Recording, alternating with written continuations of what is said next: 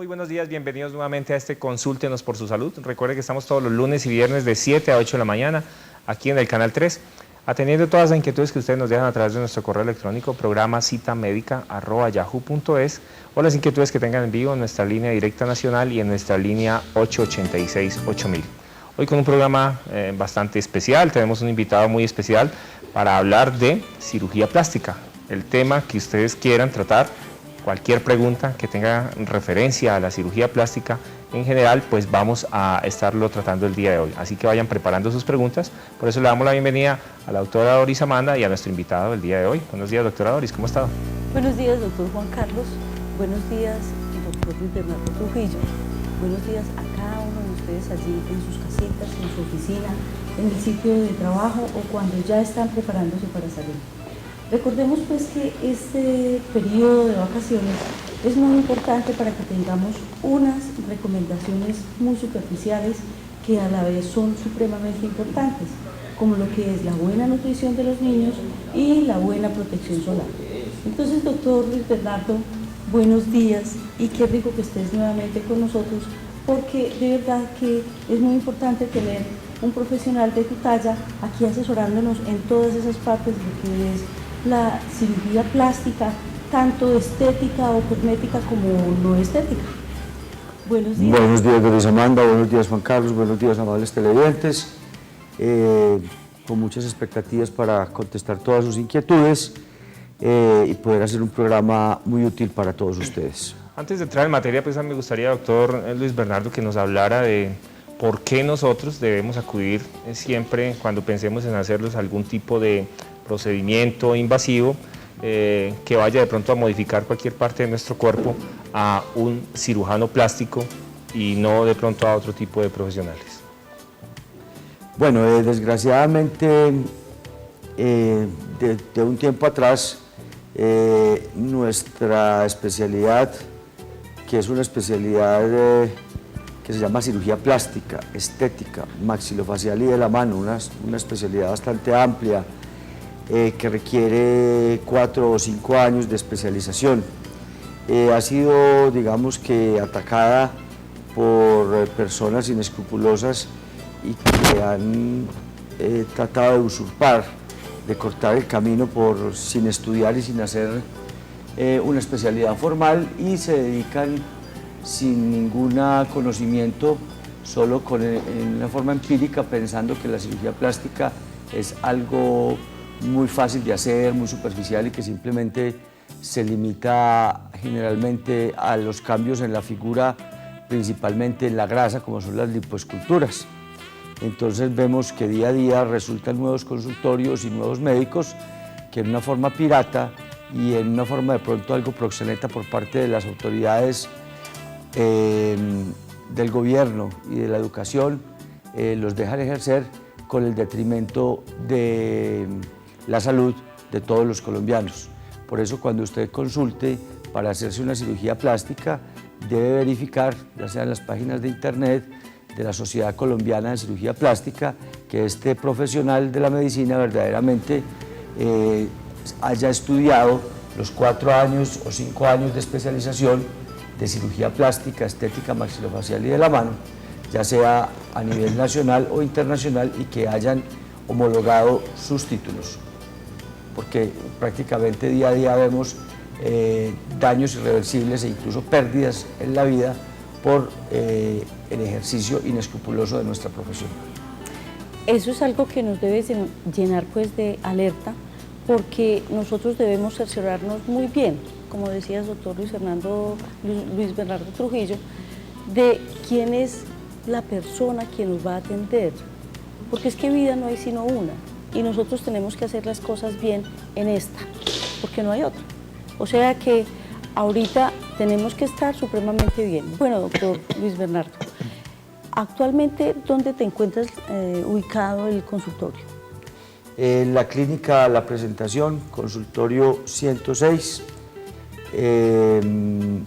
Los teléfonos, pues, o sea, con mi enfermera es el 310-839-1811, 310-839-1811, o llamar a la clínica La Presentación ahí la comunican con mi secretaria, o también al 881-0011. 881-0011. Doctor Luis, ¿cuáles son esos procedimientos más frecuentes que vemos nosotros en cirugía plástica, maxilofacial y de la mano, pues que ustedes normalmente ve que la población manizaleña se hace más frecuentemente?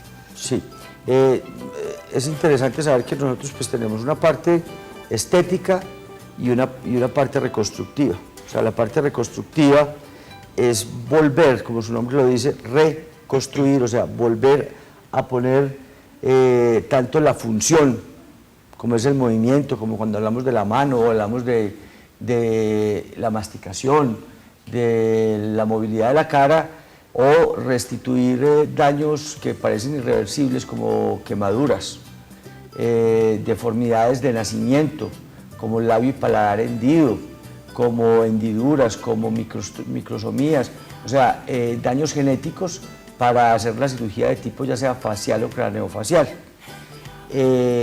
Estas cirugías pues son cubiertas por el POS, la CPS, etcétera, mientras que las cirugías de tipo estético que tienden a mejorar la figura y la función también, pero cuando no se ha perdido ya dicha función.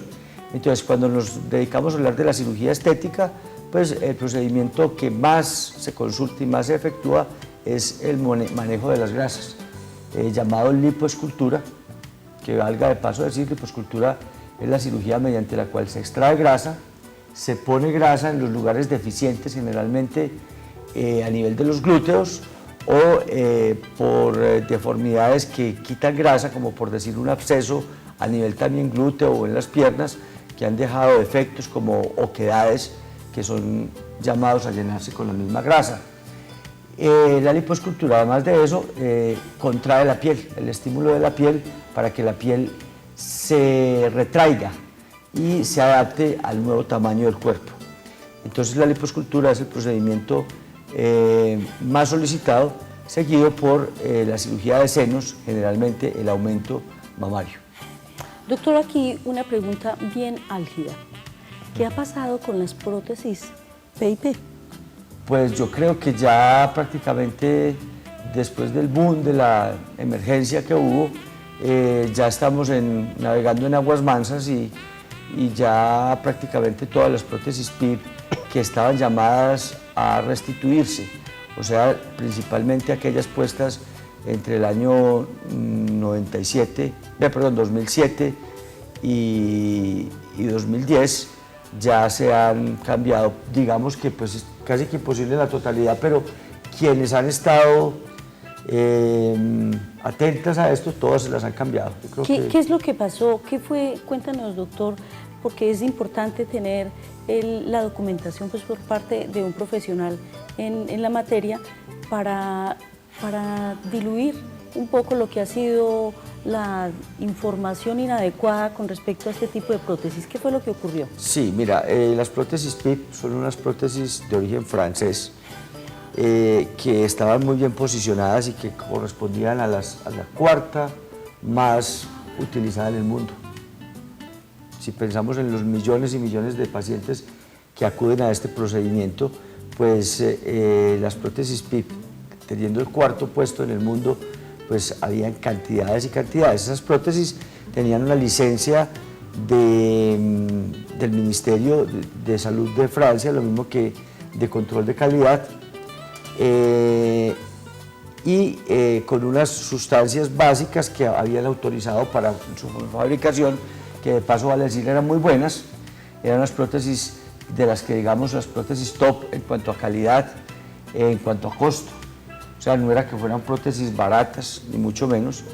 Y esas prótesis, desgraciadamente, en la fábrica, el dueño y constructor, si podemos decir, de estas prótesis, le dio por cambiar las fórmulas por las cuales estaba autorizado por siliconas de más baja calidad, rayando con los de tipo industrial y no ético para manejo médico. Y fue así como a partir de 2007 pues bajando los costos de producción y entre comillas aumentando las ganancias, pues se puso en riesgo la calidad de la prótesis y en riesgo los pacientes que la estaban utilizando. No digamos que en riesgo de que se fueran a morir, pero sí en riesgo de que se estallaran las prótesis con problemas de tipo local, como la irritación que produce después de un año la migración de productos no de uso humano, sino de uso industrial, siliconas industriales, a nivel de las regiones perimamarias. Ya vemos principalmente la región axilar, que daban inflamaciones llamadas siliconomas y ganglios a nivel del área, que hacían necesario el retiro de estos residuos y en general de todas las prótesis. Entonces, lo que trajo tanta confusión fue que no se discriminó las prótesis producidas antes del 2007 con las prótesis de después, porque de hecho tenemos una gran cantidad de prótesis puestas antes del 2007 que aún permanecen puestas con muy buen estado, sin ningún problema. O sea, el problema radicó entre el 2007 y 2010, principalmente 2007 a 2009. El gobierno se dio cuenta de los estudios de control que el índice de ruptura de estas prótesis era superior 2 a 3 veces con el resto de prótesis disponibles en el mercado. He tenido en repetidas oportunidades pacientes quienes me han hecho esta pregunta y que pues ha sido un tanto difícil de responder, pero entonces aquí ya tenemos la respuesta concreta. La cohorte de estas prótesis fueron las fabricadas entre el 2007 y el 2010. O sea que ese es un parte de tranquilidad para muchas pacientes quienes se hicieron insertar este tipo de elementos. Doctor Luis Bernardo, ¿cuáles son las características que el cirujano plástico debe detectar para asesorar a una mujer para que se coloque prótesis, para que las disminuya o las aumente, o qué asesoría debe suministrarle? A ver, Luis Amanda, ¿me preguntas más como a nivel de cambiarlas o de ponerlas por primera vez? No te entiendo bien. Llega una paciente por primera vez a tu consulta. Ya. ¿Tiene o no prótesis? ¿Cómo haces tú para asesorar a esta paciente? Bueno, digamos en lo que veníamos hablando, en cuanto generalmente cuando vienen ya con prótesis, cuándo se las tienen que cambiar. Digamos que las prótesis son materiales, sobre todo pues las de la última parte del siglo XX y ahorita principios del siglo XXI, son prótesis bastante desarrolladas que tienen alta durabilidad. Entonces las empresas hablan de una duración que ellos dan garantías de por vida, otras dan garantías por 15 años, pero en términos generales lo que podemos decir es que una prótesis, cuando se la ponemos a una niña muy joven de 17, 18 años a 30 años, le decimos que generalmente esa prótesis se la va a tener que cambiar, entre comillas tener que cambiar, más o menos cuando tenga 50, 55 años, porque va a tener 30 años de tener una prótesis. Va a ser coincidente esto con que generalmente después de tener los hijos, de cambios de peso, etcétera, puedan estar los senos caídos, y cuando le pregunten que las prótesis tienen 30 años, pues le van a decir que mejor se las cambie. Pero perdón, en términos prácticos, el control ecográfico e incluso mamográfico es el que va a dar el dictamen. ¿Por qué? Porque yo tengo pacientes que las he visto que tienen prótesis de 25 y 30 años, se toma la ecografía, se hace el examen clínico, se ve que el tono de la mama está conservado, la ecografía nos dice que las prótesis están intactas, entonces yo no veo necesidad de someter a la paciente, si ella está contenta, tanto estética como funcionalmente, con ese material protésico, en someterla a un riesgo quirúrgico innecesario. Entonces, digamos que las prótesis en términos generales duran más de 15 años y que si se sigue controlando y no hay ningún problema, se pueden dejar de por vida. Hay personas que creen que de pronto por las prótesis, cuando van a tener un hijo, van a tener dificultades para amamantar al bebé. ¿Qué hay de cierto en esta creencia de la gente? Bueno, hay de parte y parte, tiene, como se dice, tanto de largo como de ancho. Primero pensemos que las prótesis se pueden poner primero por vías diferentes, que ya las vamos a decir, cómo dejarlas posicionadas en sitios diferentes. ¿Cómo por vías diferentes? O sea, las prótesis se pueden poner a nivel del surco inframamario, o sea, en el borde inferior en la unión entre el tórax y el abdomen, que era la más socorrida en la década pasada. Hoy por hoy muy en desuso por su repercusión estética en la cicatriz, que es, no digamos muy notoria, pero es grande y es visible. Se puede poner por la vía del ombligo, cuando se pone por procedimiento endoscópico. Se puede poner por la axila, por un procedimiento también endoscópico. Se puede poner por la areola, ya sea por la parte inferior, polo inferior de la areola, o por el polo superior de la areola. Y también se pueden poner por vía abdominal cuando estamos haciendo una abdominoplastia. De la vía depende mucho el grado de disminución de la lactancia. Se dice en términos generales, usando cualquier vía, que la lactancia en una paciente que tiene prótesis, en grandes estudios multicéntricos, doble ciegos, se sabe que están disminuyendo entre el 10 y el 15% de la cantidad de leche esperada para una población X. ¿Por qué? Porque sea como sea vía que se utilice, siempre hay algo de corte de los canalículos, de los conductos galactóforos, y estos conductos, cuando se cortan, más que tender a recanalizarse, tienden a cicatrizarse. Entonces, en el recorrido que se hace para llegar desde el sitio de acceso del bisturí de entrada a el sitio donde va a quedar la prótesis, siempre se hace un recorrido generalmente intraglandular, donde se dañan unos canalículos que van a ser los responsables del 10 al 15. Dije las vías por donde se pone, por donde se ingresa, donde se accede, y finalmente la prótesis puede quedar en 3 posiciones.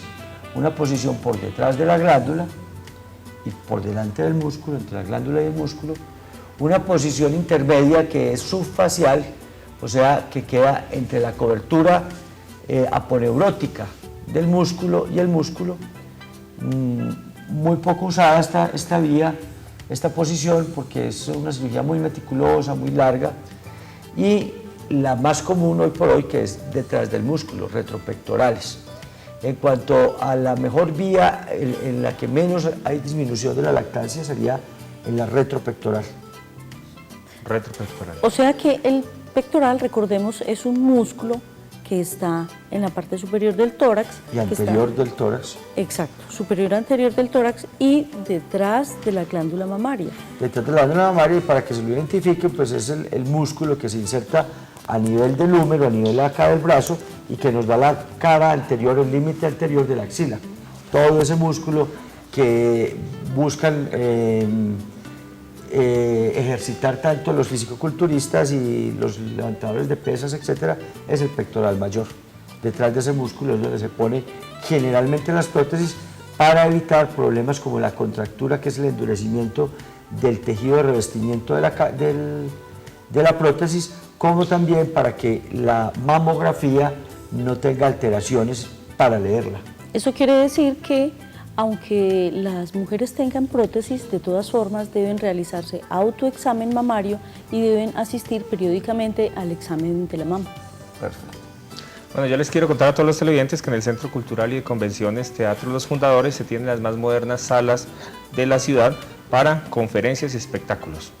Cuenta con sistemas de amplificación profesional, iluminación escénica de última tecnología, paneles acústicos, equipos especializados para videoconferencia en tiempo real, equipos para la reproducción de audiovisuales, pantalla gigante y todos los servicios de telecomunicaciones.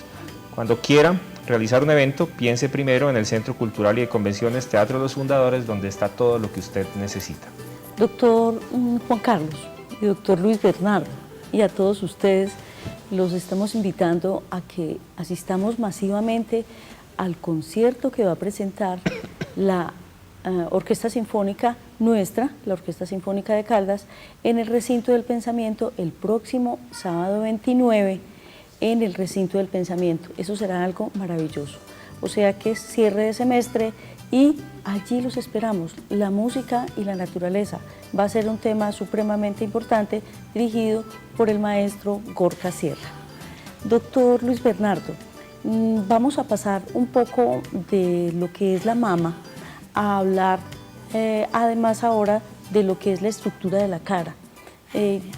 Tú comenzabas diciendo algo acerca muy importante de la formación de la persona quien va a atender a esta persona.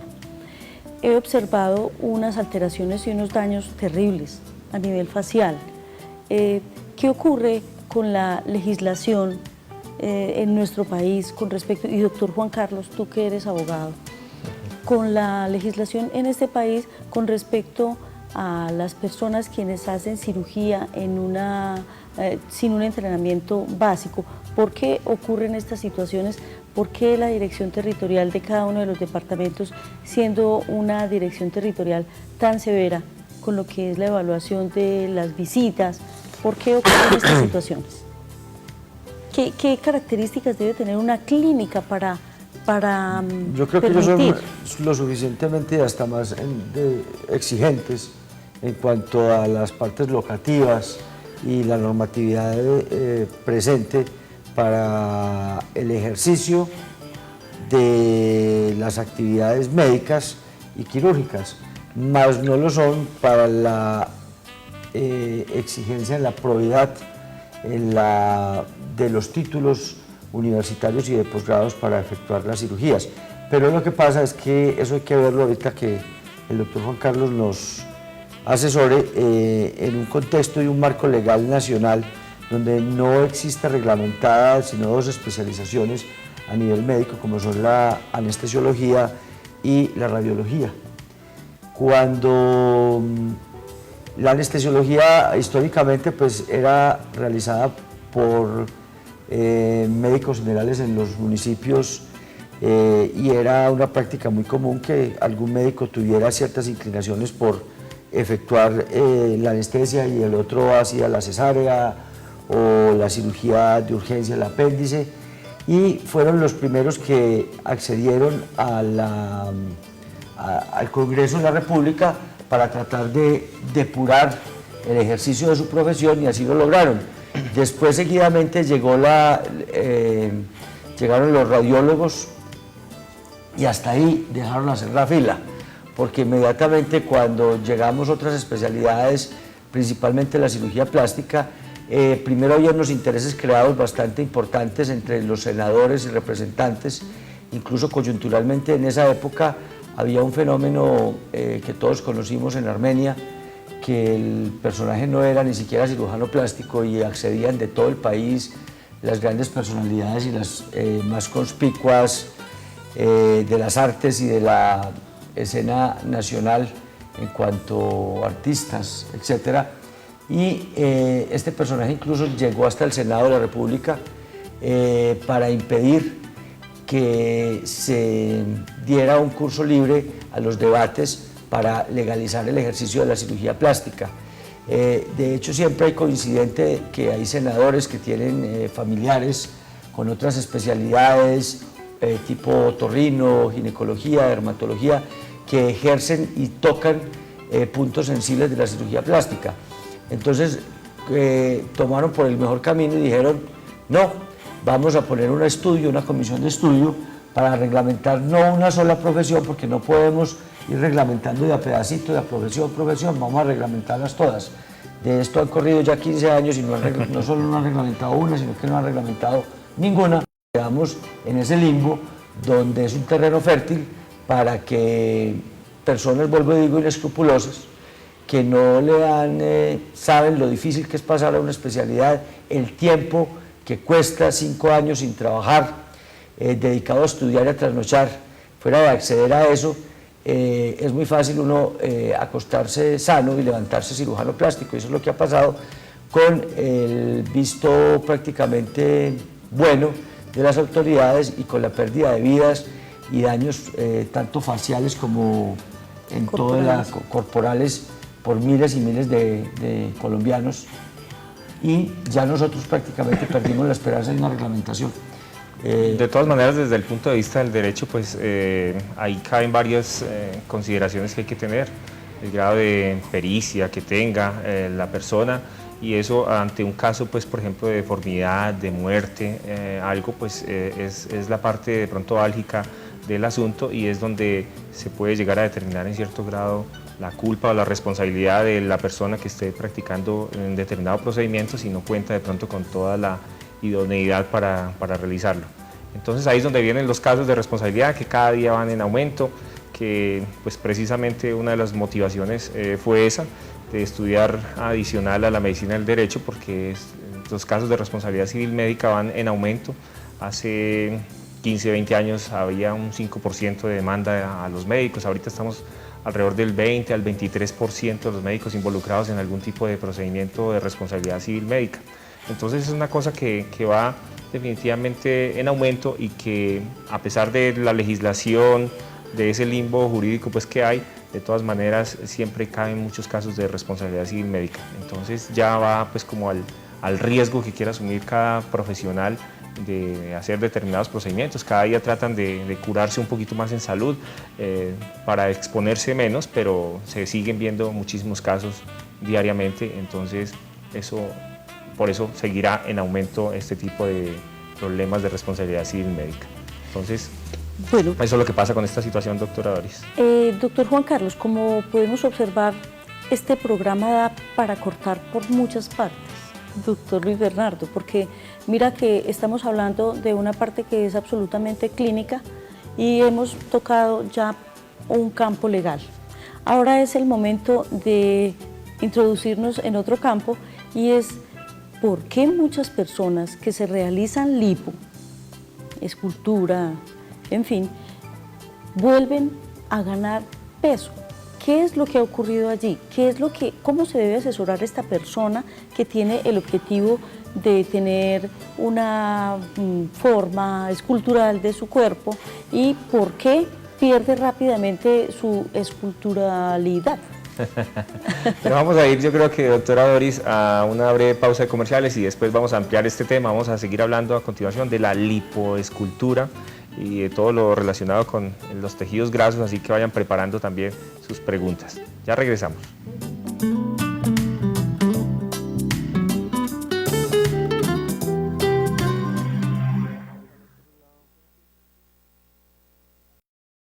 Consúltenos por su salud, el programa enfocado en temas de salud, autocuidado y prevención de enfermedades. No se lo pierda, todos los lunes y viernes a las 7 de la mañana, solo por el canal UNE.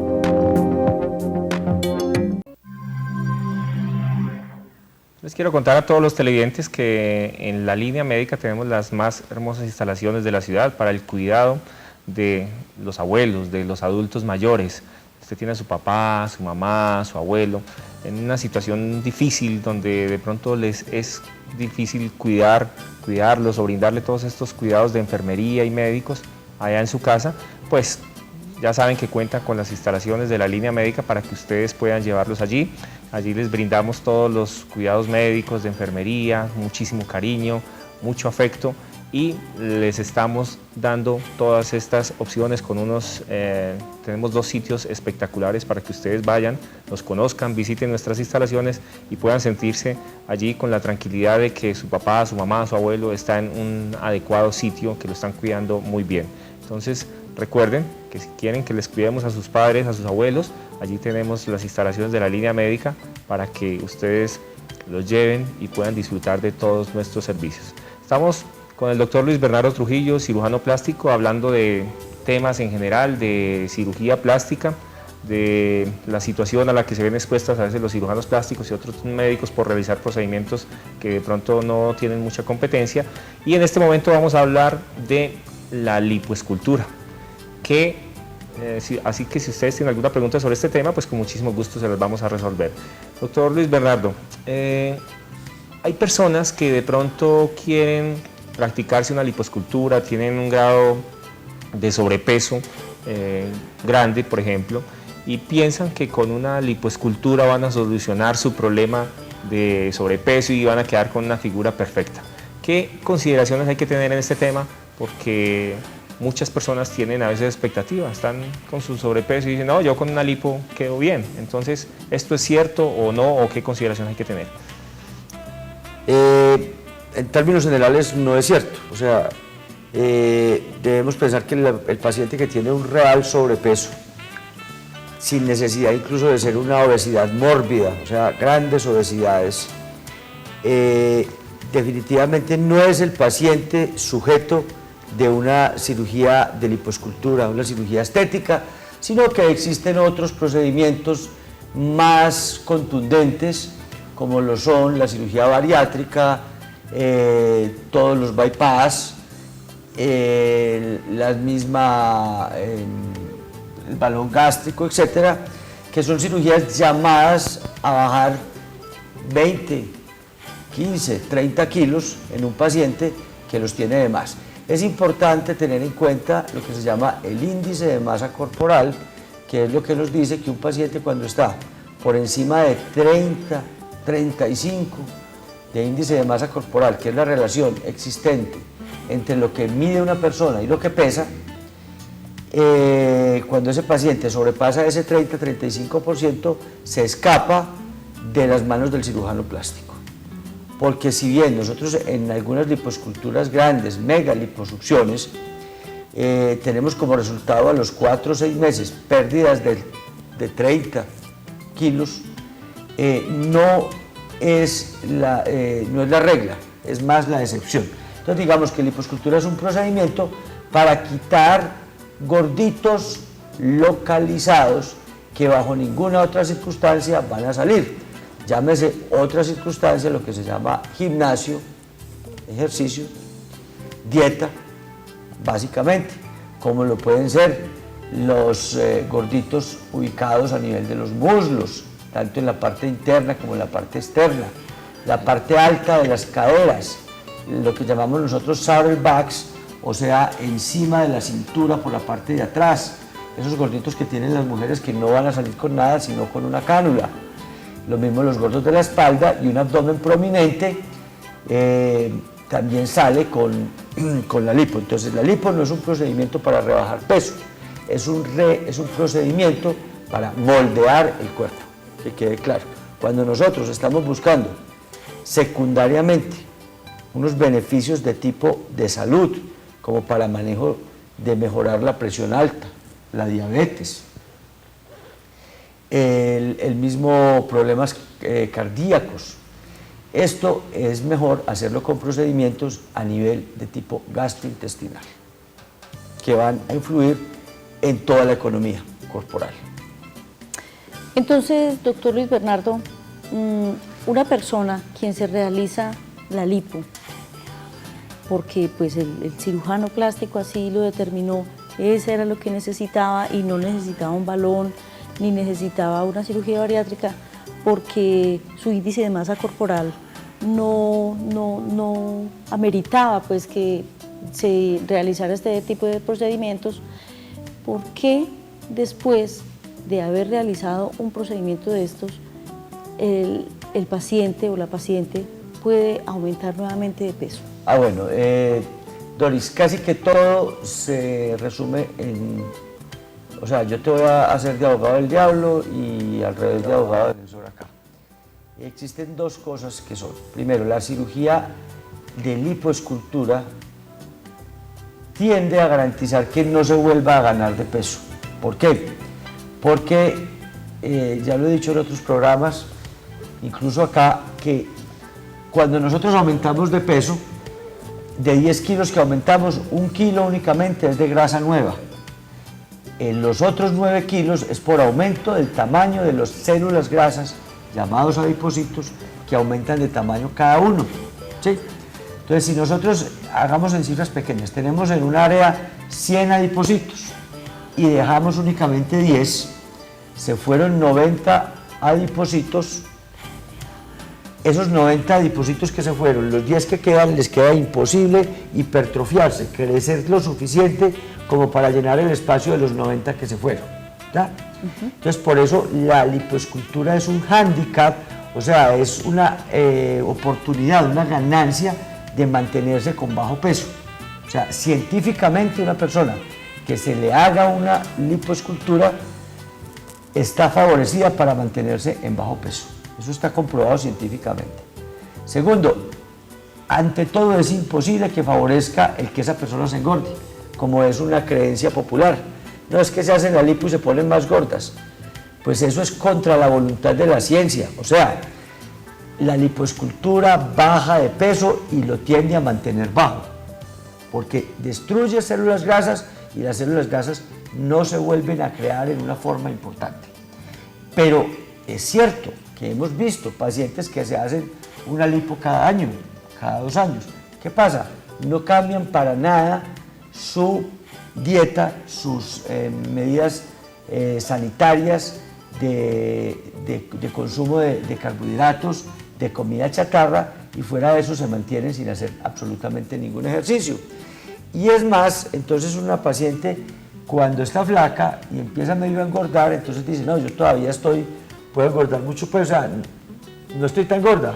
Entonces comen más, y llegan al punto de volver a estar como estaban y peor, pero eso es luchar, o sea, es un círculo más que vicioso, porque está favorecida, tiene, mejor dicho, una vacuna para engordar, pero sin embargo hay gente que sobre eso engorda, pero que quede claro que es muy difícil hacerlo, lo hacen, pero mejor dicho, de aposta.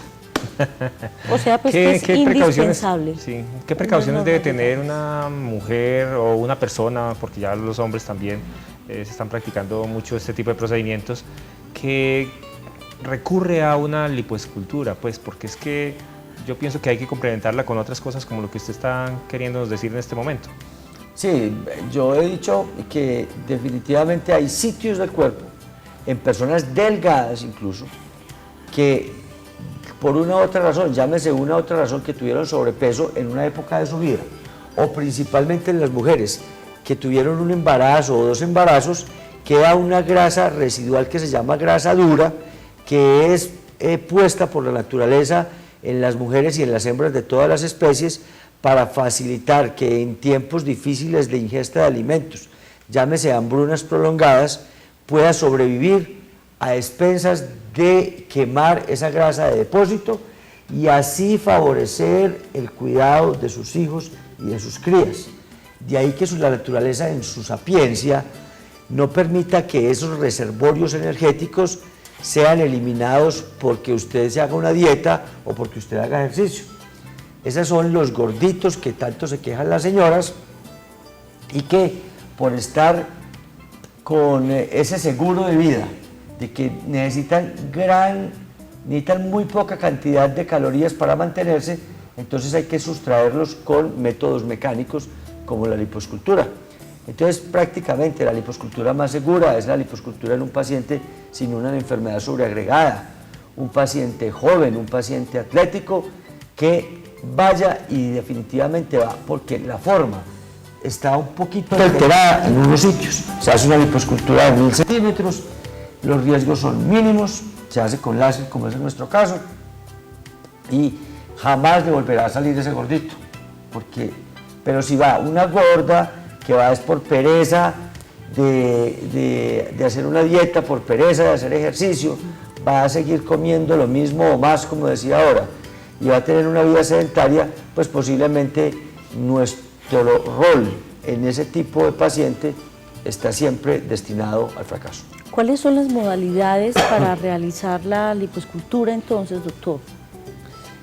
Si te refieres a las formas que se utilizan, son infinitas, o sea, pero la convencional básicamente, que es con cánula, como casi todas, con cánula, en la cual se extrae la grasa, se hace ya con técnica tumescente, generalmente, que tumescente significa que se infiltra una solución importante de suero, con adrenalina, con bicarbonato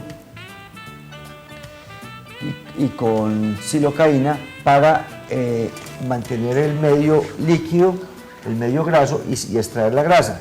Pero ya de la mano de eso han venido una cantidad de técnicas como es la de nosotros, que es el láser, en la cual se derrite la grasa antes de sacarla para que salga en forma líquida, con menor trauma, mucho más rápido, con pérdida sanguínea mínima, menor tiempo de recuperación, menores moraditos, menores hematomas y una contracción mayor de la piel para una forma más definida, al mismo tiempo que menos riesgo de embolía grasa, porque se está trabajando en líquido, no en sólido, para que se vayan partículas al pulmón o al corazón.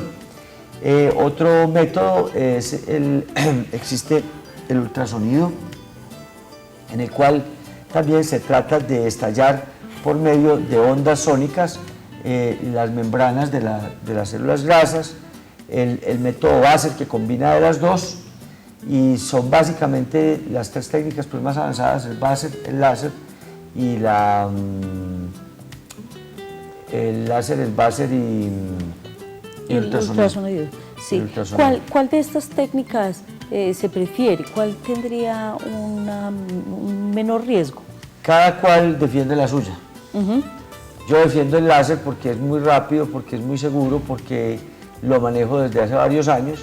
Quien hace el Vaser dirá cosas parecidas, aunque pues tiene en contra de que es una cirugía muy larga. Entonces yo siempre he dicho que las cirugías largas, pues entre más larga una cirugía, más tiempo y más posibilidades hay de una complicación, pero todas son técnicas muy sofisticadas, producto de estudios muy largos en tecnología que tienen como meta favorecer el resultado final de una de estos procedimientos. Recuerden que en el Centro Cultural y de Convenciones Teatro Los Fundadores se tienen las más modernas salas de la ciudad para realizar todas las conferencias y espectáculos.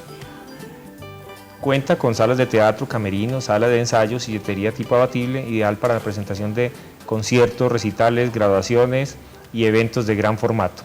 Salas ideales para reuniones, juntas, asambleas, almuerzos, desayunos, cenas, refrigerios, cócteles y reuniones sociales en general. Cuando quiera realizar un evento, piense primero en el Centro Cultural y de Convenciones Teatro Los Fundadores, donde está todo lo que usted necesita. Doctor Luis Bernardo, en cuanto a la textura de la piel, ¿cómo hace un paciente para que luego de una lipo conserve y recupere la forma de su piel? Porque observo en muchas ocasiones pacientes quienes tienen unas estructuras que parecen unos empedrados. ¿A qué se debe eso? Bueno, pero más que la piel, es una reacción a nivel pues, dérmico profundo, en la capa reticular, pues para que los pacientes no entiendan que la piel es por fuera, sino que es una cicatrización interna. La cánula, cuando se hace, se superficializa mucho, puede herir, entre comillas, la capa profunda de la piel, y al herir responde con una cicatriz, como si a la persona, entienda el televidente, tiene una cortada. La cortada puede cicatrizar en forma elevada, grande, o sea, crear un queloide. Digamos que esa cortada, en vez de ser en la superficie, es de la parte interna hacia afuera, o sea, es una cortada por dentro y crea una cicatrización. Esa cicatrización puede crear unos verdaderos cordones que retraen la piel hacia adentro como en una forma de colchón, o sea, como están los colchones repellados hacia adentro, o los sofás.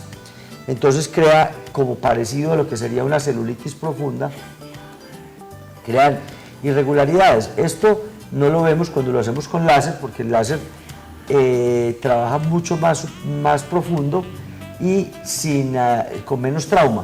Entonces nosotros nunca tenemos que hacer fuerte sobre la dermis, entonces no producimos esa reacción inflamatoria, al mismo tiempo que el láser es un elemento antiinflamatorio, antirrespuesta inflamatoria. ¿Cómo se evitan estas cosas? Pues haciéndolo con cánulas cada vez más delgadas, menos superficiales, y con un buen posoperatorio por parte de la paciente, pues por parte de especialistas en esto, en masajes, drenaje linfático, carboxiterapia, etcétera, que favorecen la disminución de la respuesta inflamatoria y respuesta cicatrizal de la piel.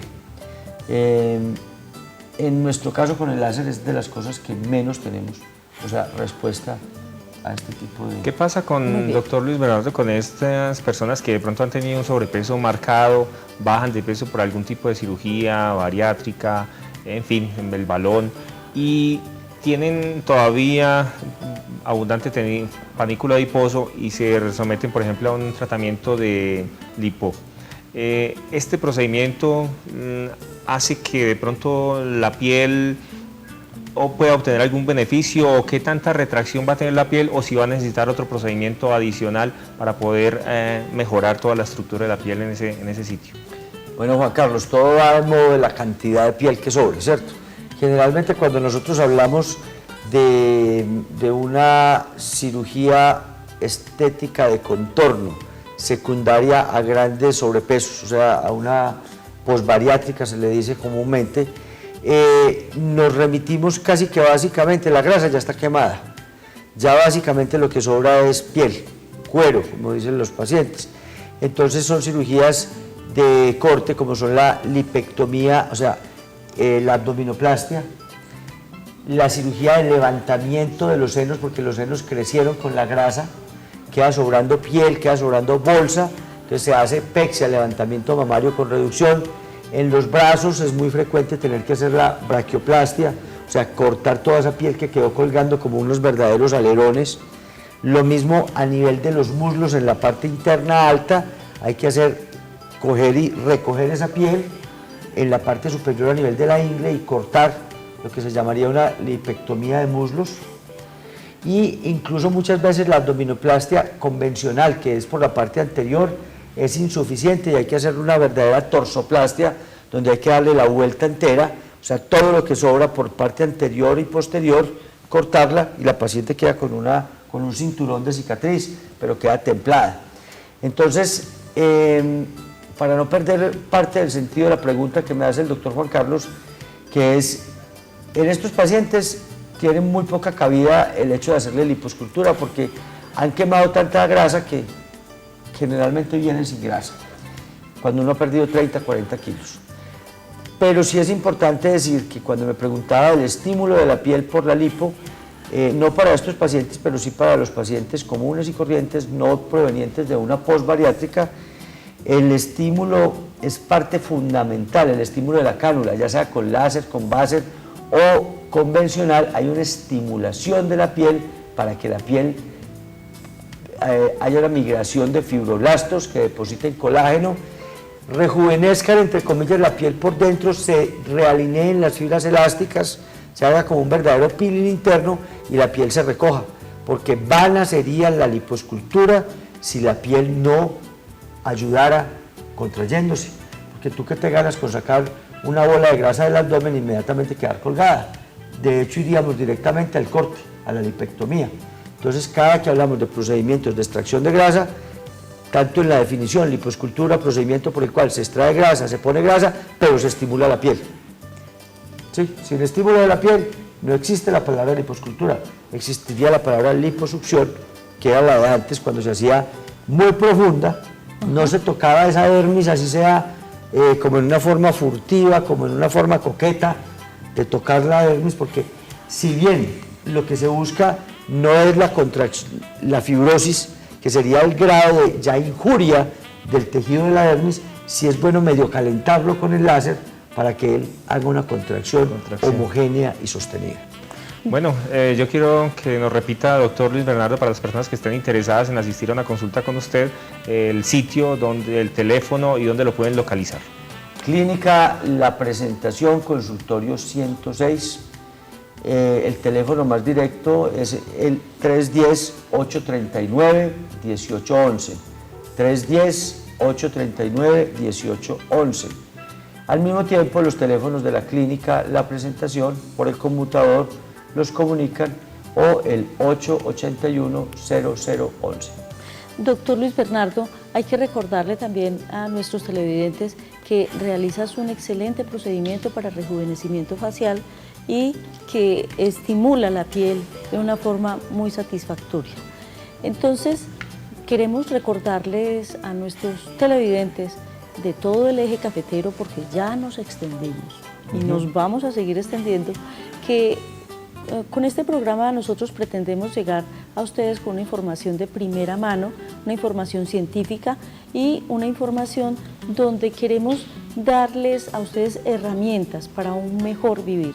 Entonces, doctor Juan Carlos, te esperamos, y al doctor Luis Bernardo Trujillo, los esperamos a ustedes también este próximo sábado en el concierto de la Orquesta Sinfónica en el Recinto del Pensamiento. Recuerden pues que les habló Doris Amanda Henao Serna, su médica cirujana colposcopista, y que mi número de celular es 310-3900-856. Los invito para que no solamente nos realicemos procedimientos estéticos, sino para que los podamos permanecer en el tiempo con una buena hidratación, con una buena nutrición, con una buena cantidad de ejercicio y además con buen genio. Recuerden los televidentes que si ustedes quieren que les cuidemos a sus padres, a sus abuelos, pues tenemos las instalaciones de la línea médica, visítenlas para que conozcan estas hermosas instalaciones y puedan sentirse allí con la tranquilidad de que los vamos a tener muy bien cuidados con todos los cuidados médicos y de enfermería.